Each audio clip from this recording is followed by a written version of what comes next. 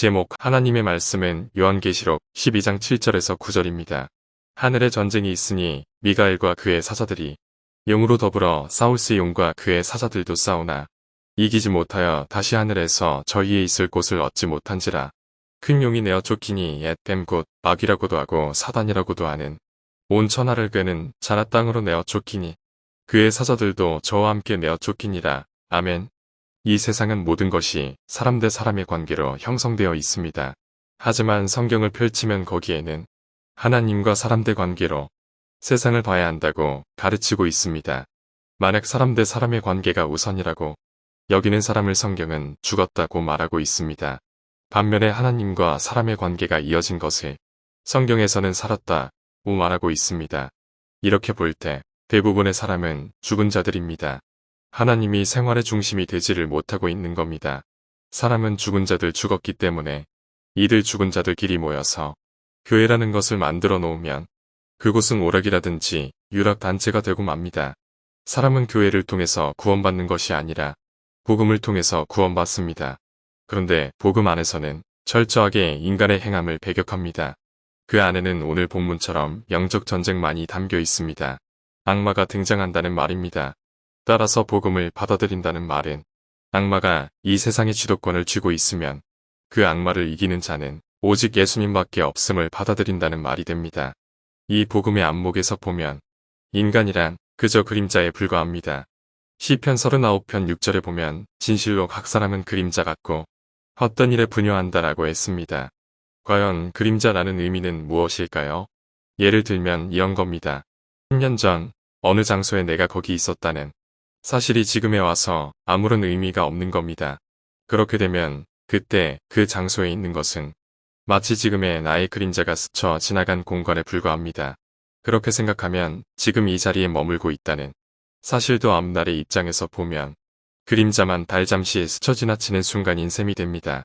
분요함 즉 분주함이라는 것도 실은 사람들이 이웃과의 관계에서 뒤처지지 않기 위해 방어적 소비를 하다 보니 일어나는 현상입니다. 이웃 사람들의 명예를 따라잡기 위해서는 사람들은 죽으라고 노동하면서 돈을 자기를 위해 투자합니다. 하지만 그렇게 쏟아부은 돈만큼 행복해지지를 않습니다.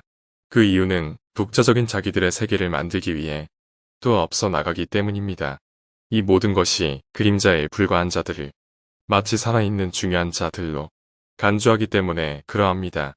이 명예심을 꼭 돈으로 채우는 것만 아니라 선한 베품의 생활을 하는 것도 포함됩니다. 선행과 선행의 연속으로 이어지는 생활도 꼭 마약 같아서 거기에서 자신의 존재 가치와 삶의 뿌듯함을 다 얻게 됩니다. 하나님의 구원은 이런 악마의 세계에서 참으로 어리석은 방법을 사용하십니다. 서로 지혜롭다고 명예를 내세우는 판에 참으로 어리석은 삶의 방식이 어떤 것일까요? 그것은 다름 아닌 십자가의 피의 공로로만 구원받은 방식입니다. 예를 들면 평생토록 남에게 베풀기는커녕 혹은 교회에 기여하기는커녕 졸지의 십자가의 피의 능력으로 천국에 도달했다면 이것처럼 황당하고 또 어리석은 방식이 또 있겠습니까? 하나님은 이 어리석음으로 소위 인간의 모든 지혜를 거부하는 방식으로만 구원하십니다. 이것이 바로 복음 안에만 담겨 있습니다. 그래서 복음 없이는 구원받지 못하는 겁니다. 복음 안에는 영적인 전쟁이 담겨 있습니다. 영적 전쟁이 외부에 터져나올 때는 복음으로만 나옵니다. 마치 천장에서 시끄럽게 죄들이 전쟁을 벌이다가 천장이 무너져 방바닥으로 주저앉게 되면 이것은 곧 영적인 세계와 육적인 세계가 혼재되어 있는 양상이 됩니다. 이러한 영적 역사는 모든 영역에서 일어나는 것이 아니라 옛날에는 약속의 땅이라는 한정되어 있는 땅에서 전쟁 양상으로 보여주어 있습니다.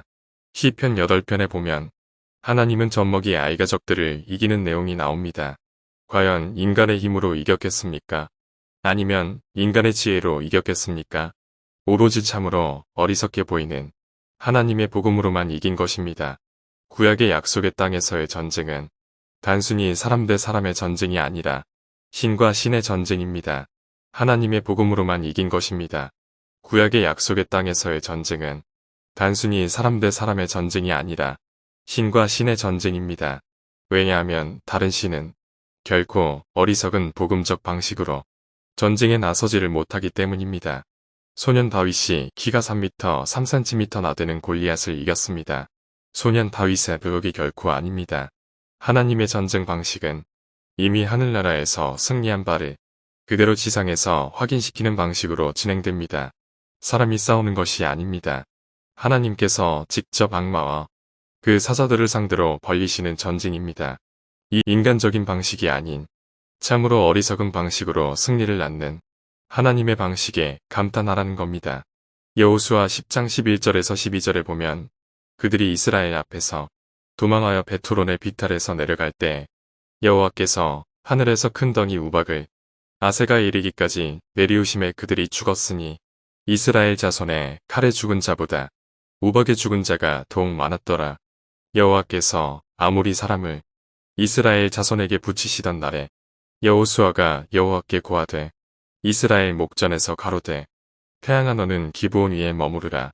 달아 너도 아얄론 골짜기에 그의할지어다 하메라고 되어 있습니다. 즉 이렇게 하나님께서 직접 붙이시는 전쟁은 참으로 인간들의 안목에서 볼 때 어리석은 방식처럼 보일 것입니다. 이것이 영적인 안목을 가진 살아있는 사람의 세상 보기입니다. 육적으로 세상을 보면 세상의 역사란 인간들의 불굴의 의지로 일구어낸 영웅적인 업적들입니다. 하지만 영적인 안목으로 보면 세상은 양과 염소, 선인과 악인, 좋은 고기와 나쁜 고기, 하나님의 자녀와 악마의 자녀 등등으로 매정하게 둘로 나뉘어지게 되어 있습니다. 이 영적인 안목을 가진 사람은 비록 세상적으로 무서운 권세들 앞에서 끌려가는 일이 생기더라도 놀랄 필요가 없습니다. 왜냐하면 우리가 이야기하는 것이 아니라 우리 안에 성령께서 이야기해 주시기 때문입니다. 따라서 우리 스스로 우리 지혜나 힘으로 남에게 지지 않으려고 해서는 안 됩니다. 우리는 늘 망하는 것을 기정사실로 여겨야 합니다. 자기 유리한 쪽으로 행동해서는 안 됩니다. 우리 자신들이 가로막는 격이 되지 않기 때문입니다. 기도합시다. 하나님 아버지, 영적 전쟁을 영적인 안목을 가지고 이 역사 안에서 찾아볼 수 있게 하옵소서. 예수님의 이름으로 기도합니다. 아멘.